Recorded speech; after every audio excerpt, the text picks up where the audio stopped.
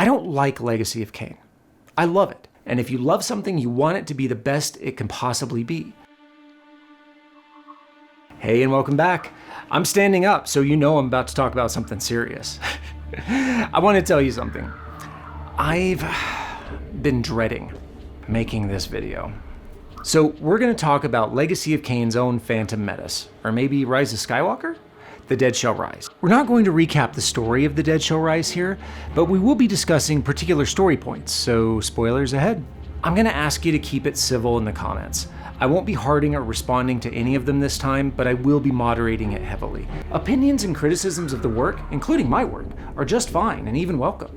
Personal attacks are not, especially if they're against me. Whatever opinion you have about the comics and games, that's fine, but don't make it personal. Let's do this. Legacy of Kain Soul Reaver, The Dead Shall Rise digital graphic novel has been out for a while now, and we've been taking our time getting to this video for reasons that I'll touch on later. But with the recent release of Defiance Remastered and announcement of Legacy of Kain Ascendants, we decided that this was a subject that we couldn't avoid any longer. We put it off as long as we could. First things first, if you're hoping for me to take it down or rant for 30 minutes about how bad it is, you're gonna be disappointed.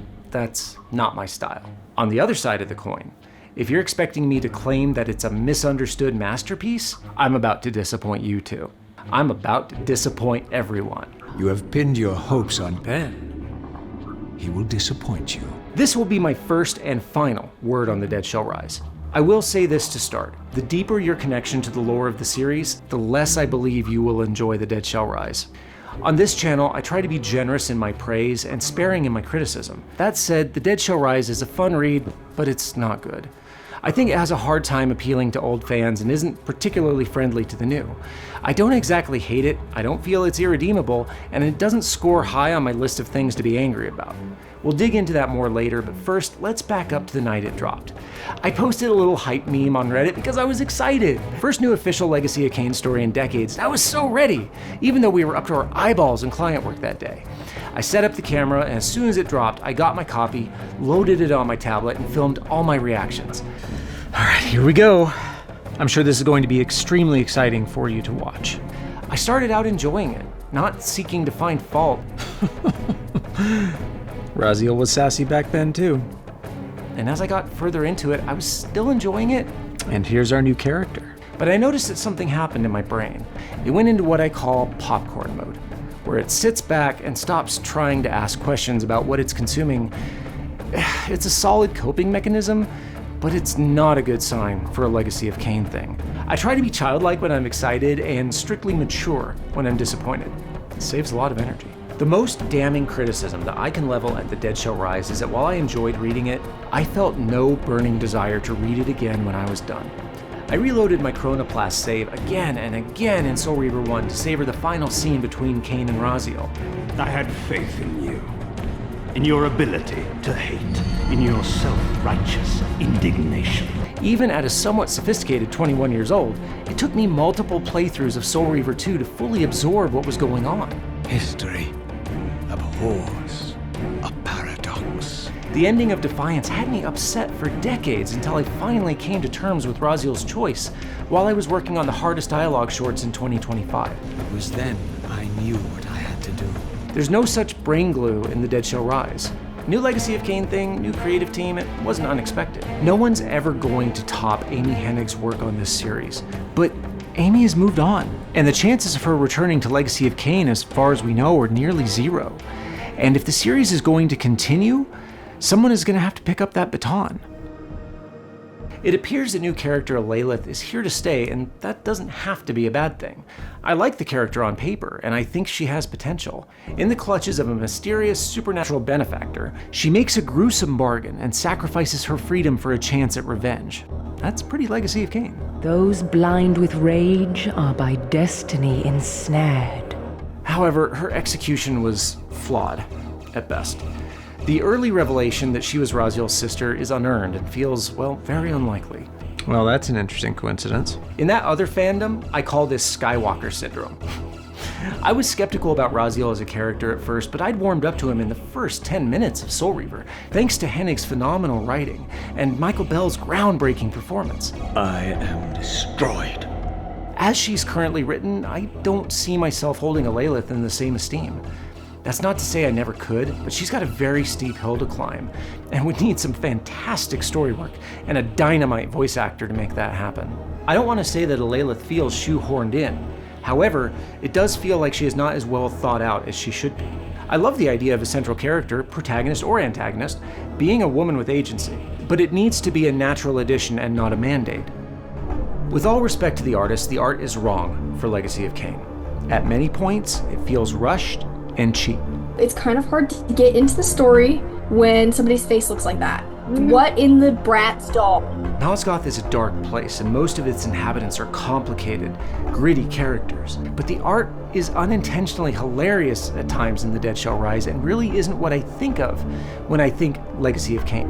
When I think Legacy of Kain, I think more of folks like Greg Capullo, or even more abstract artists like Ben Templesmith. Even the Image Comics Top Cow tie-ins were more representative of the series' style. My eagle-eyed and razor-witted assistant even noticed a few repeated panels. They used the same face again. Look at that. Hang on. Look. Oh my god, It's this face. they copy-pasted. They totally And they just copy-pasted. And the community found more.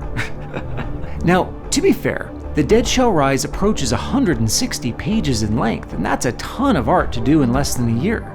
I know that this isn't uncommon practice in the comic book industry, but if your story isn't strong enough to keep people from noticing repeated panels, you've got a problem. It's likely that more appropriate art would have predisposed many fans to be more forgiving of the story issues. Also, Legacy of Kain has a long tradition of excellent fan art, and the community has at least 5 artists that I can think of off the top of my head that would nail a project like this. Let's talk specifics. Before we get into my complaints, let's talk about the good things about this project. Scattered throughout the book are some panels I really liked. Awesome depiction of Wraith Raziel here.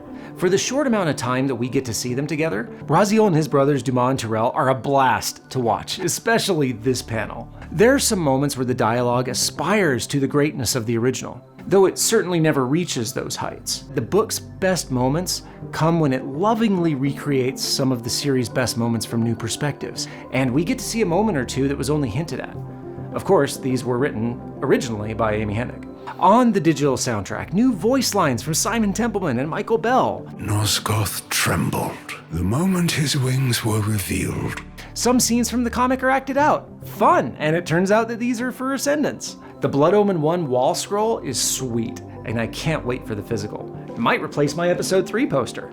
I like that Kain scratches Malik's tomb here. Kain engaging in some light vandalism, just like I said.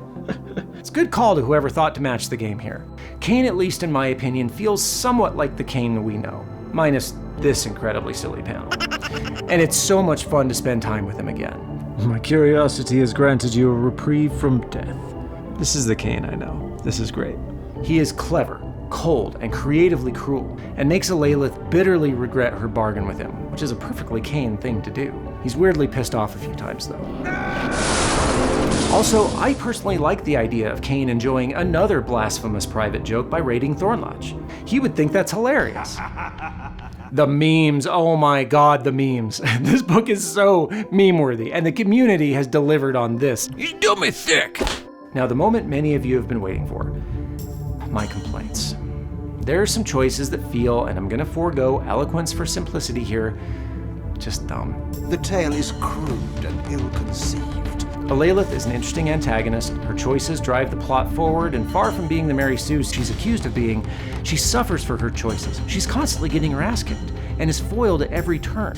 Now, the fact that she turns up so often at so many key points in the series is also dumb. Did she have to be Raziel's sister? That felt weird to me in the moment, to say nothing of how I felt afterwards. Also, as much as I like revenge being her motivation, it would have been nice if it wasn't centered around a lover.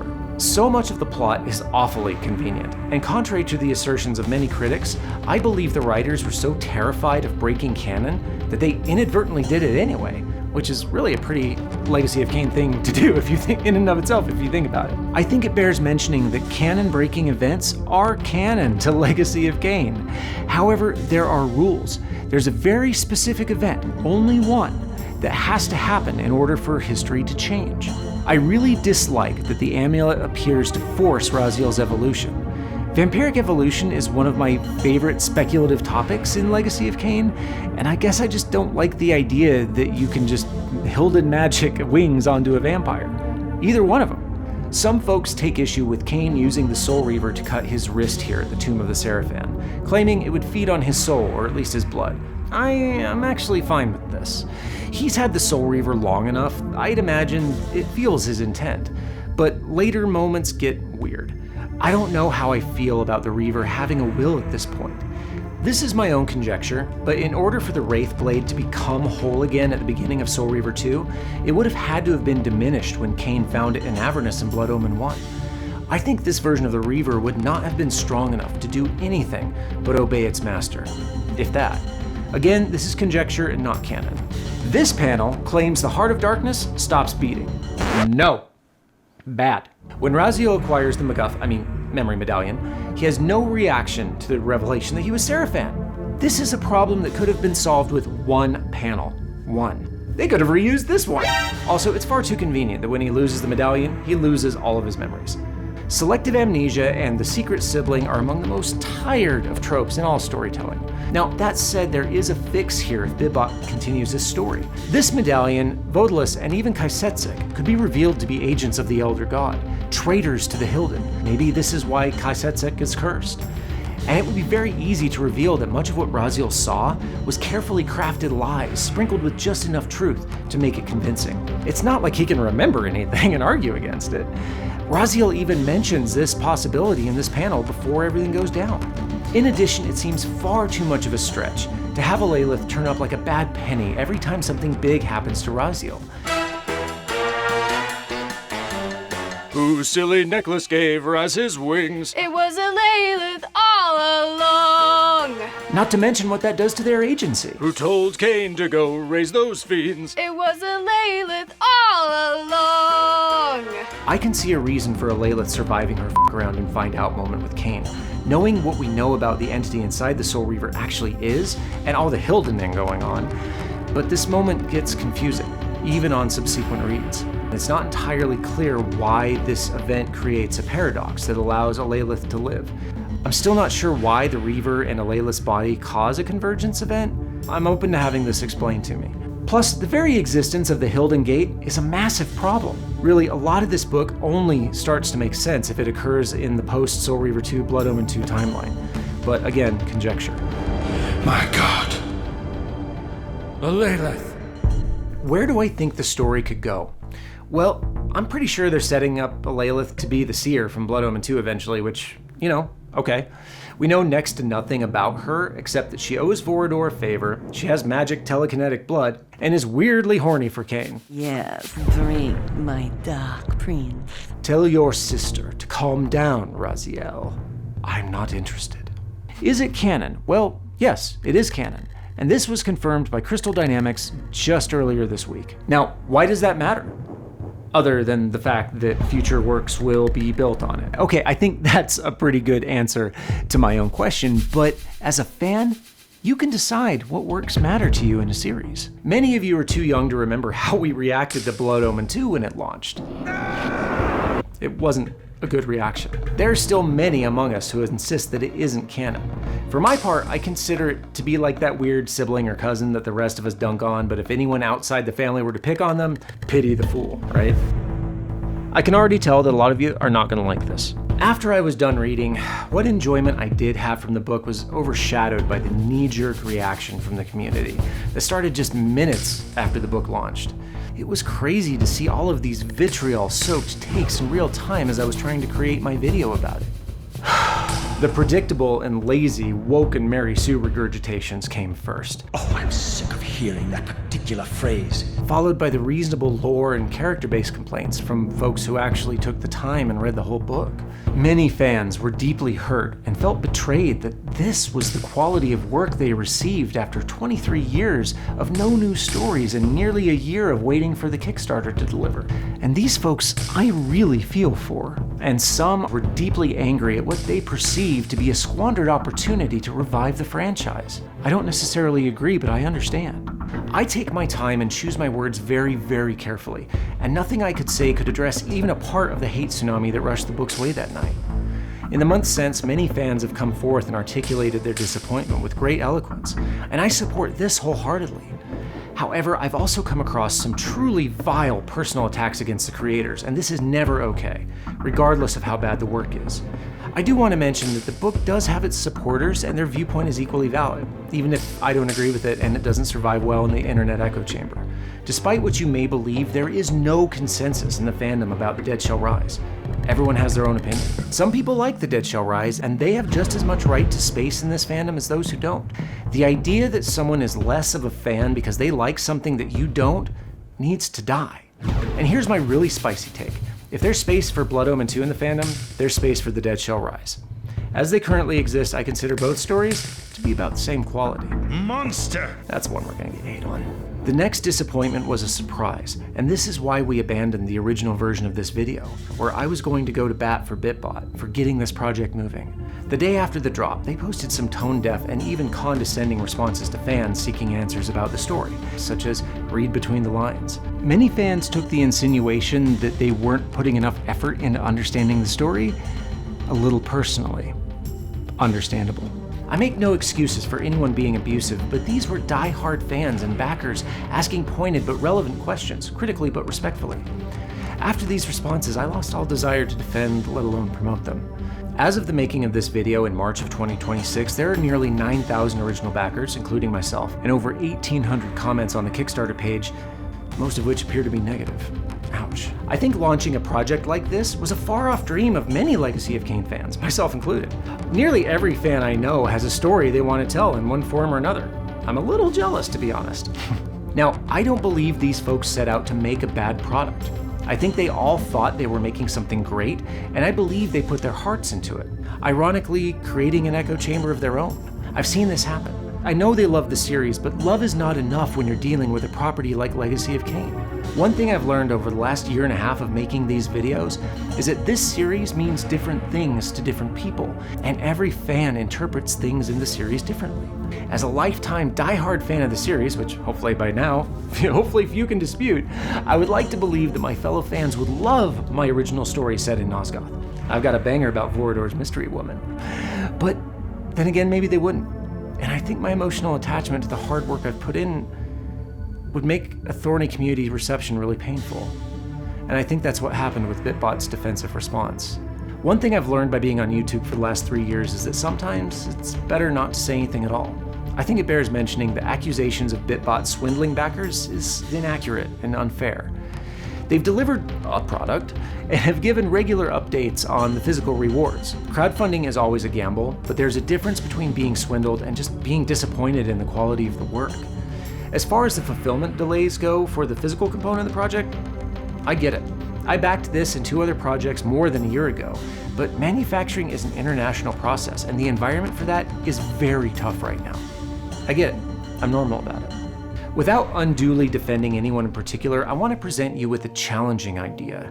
A person's worth is not tied to the quality of their work, and a bad piece of work doesn't always guarantee that person's output will always be bad, or that there's absolutely nothing good about the work they've produced. Glenn Schofield, the director of Blood Omen 2, went on to create Dead Space, one of my favorite horror series. And there are parts of Blood Omen 2 that hint at a great aptitude for atmosphere and sound design. Blood Omen 2 co-writer Carol Wolfe would go on to co-write Defiance with Amy Hennig. I don't think BitBot is incapable of doing good work. Fallen Brothers Zephon was pretty good, despite one lore issue. And I'm really excited for the other Fallen Brothers comics this autumn. Who knows what behind-the-scenes drama took place? In established IP like this, there's always behind-the-scenes drama. Maybe we'll find out someday what that was, but for now, all we can judge the situation on is the end product. So if there's another Dead Shall Rise chapter, will I buy it?